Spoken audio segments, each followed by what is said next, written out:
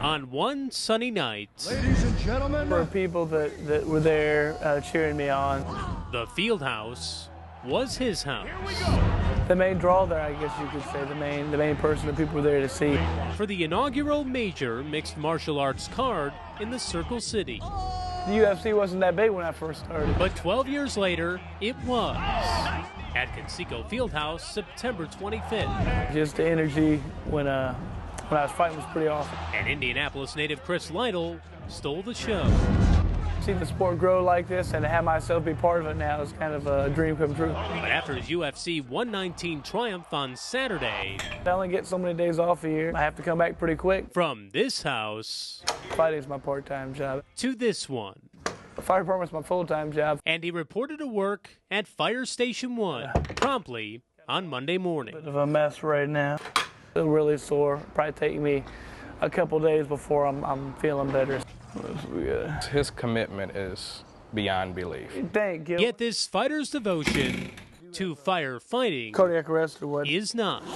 Took a class when I was in college I was going to be a volunteer forest firefighter. I did later on. It was something I really enjoyed pursuing, and I did. I've had a really good career. I've really enjoyed it.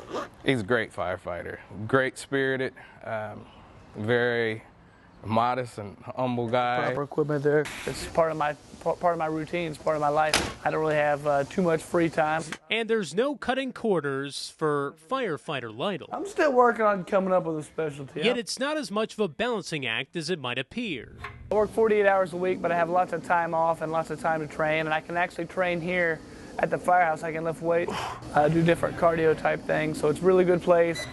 I've seen him stick to diets and workout, and hats off to him. Yet even as Saturday's win puts Lytle back into the UFC title picture, the fighter says you can expect him to be in one of these in the near and distant future.